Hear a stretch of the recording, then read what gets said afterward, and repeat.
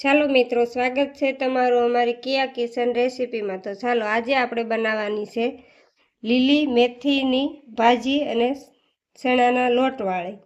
તો ભાજી આપણે એક વાટકો લીધી છે, એક વાટકો ભરી લીધો છે અને ઝીણી ઝીણી આપણે સંભારી પણ લીધી છે અને દેશી મેથી લીધી છે આપણે સરસ, અને એક વાટકો આપણે ચણાનો લોટ લીધો છે અને આદુ મરચી અને લસણ અને લીલી હળદર એ આપણે પેસ્ટ બનાવી લીધી છે અને નમક આપણે સ્વાદ પ્રમાણે, ધાણા જીરું 2 ચમચી લીધું છે, હળદર પણ 2 ચમચી લીધું, થોડી હિંગ લીધી છે, એક ટમેટું સંભારી લીધું છે, આ રીતે કટિંગ કરી લીધું છે ઝીણું ઝીણું, 2 થી 3 ચમચી આપણે લાલ મરચું પાવડર લીધું છે અને 2 કાંદા સંભારી લીધા છે આ રીતે ઝીણા ઝીણા।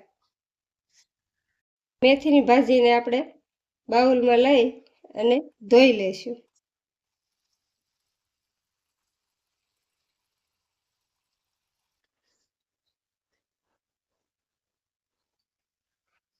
તો ભાજી આપણી ધોવાઈ ગઈ છે, હવે આપણે એને વઘારી લઈશું। તો આપણે અડધી વાટકી તેલ નાખીશું। તેલ આમાં આપણે વધારે જોવે છે, કેમ કે ચણાનો લોટ આવે એટલે તેલ વધારે નાખશું। તો થોડુંક આપણે જીરું નાખીશું। જીરું સરસ ફૂટી ગયું છે, આપણે કાંદા એડ કરીશું।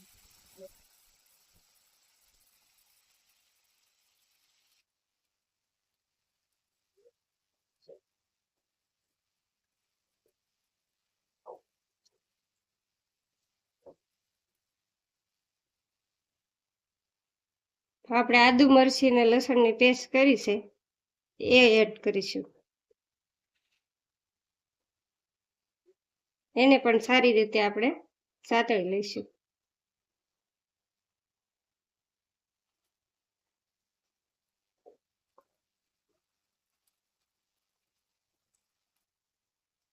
હવે આપણે મીઠું એડ કરીશું, ધાણા જીરું અને હળદર, એને પણ આ રીતે આપણે મિક્સ કરી લઈશું અને થોડી વાર પાકવા દઈશું।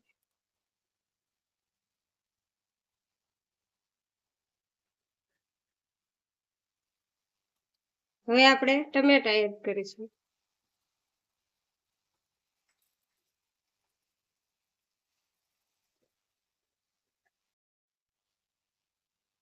હવે આપણે ચટણી એડ કરીશું લાલ।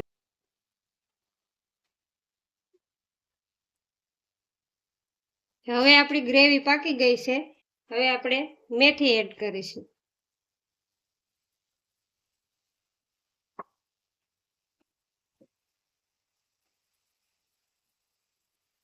મેથીને પણ આપણે આ રીતે મિક્સ કરી લઈશું।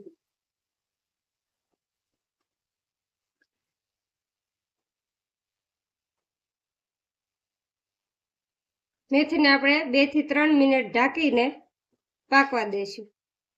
2 થી 3 મિનિટ ઢાંકી દઈશું।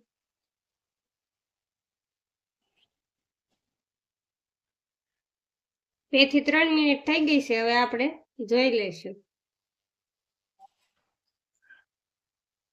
તો સરસ આપણું તેલ છૂટું પડી ગયું છે, હવે આપણે પાણી એડ કરીશું।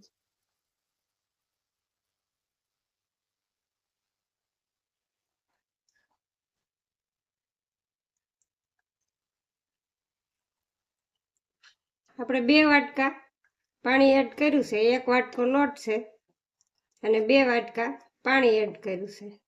તો પાણીને આપણે થોડી વાર ઉકળવા દઈશું, ગેસ આપણે ફૂલ કરી દેવાનો છે।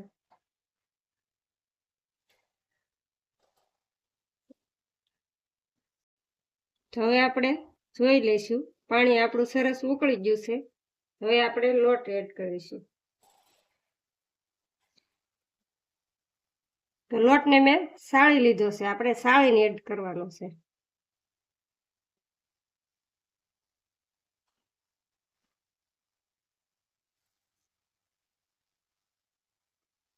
સાળીને એડ કરીએ એટલે લોટની ગોળી બહુ ન થાય અને ગેસ આપણે ધીમો કરી દેવાનો છે. આ રીતે આપણે મિક્સ કરી લીધો છે અને થોડી વાર આપણે ઢાંકીને ધીમા ગેસે આપણે એને પાકવા દઈશું 2 થી 3 મિનિટ. 2 થી 3 મિનિટ થઈ ગઈ છે આપણે. હવે આપણે જોઈ લઈએ તો સરસ ભાજી પાકી ગઈ છે અને તેલ પણ છૂટું પડી ગયું છે. સરસ પાકી ગઈ છે.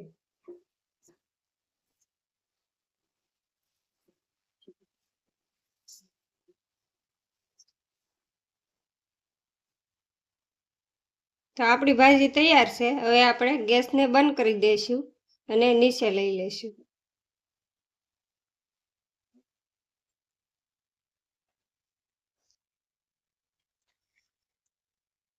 તો તૈયાર છે આપણી મેથીની ભાજી ચણાના લોટવાળી. તો તમને કેવી લાગી મારી રેસીપી? મારી રેસીપી તમને સારી લાગી હોય તો લાઈક કરજો, શેર કરજો અને સબસ્ક્રાઈબર કરવાનું ભૂલતા નહીં. ને મેં બનાવી એ રીતે જરૂરથી ટ્રાય કરજો, સરસ બનશે. કોમેન્ટ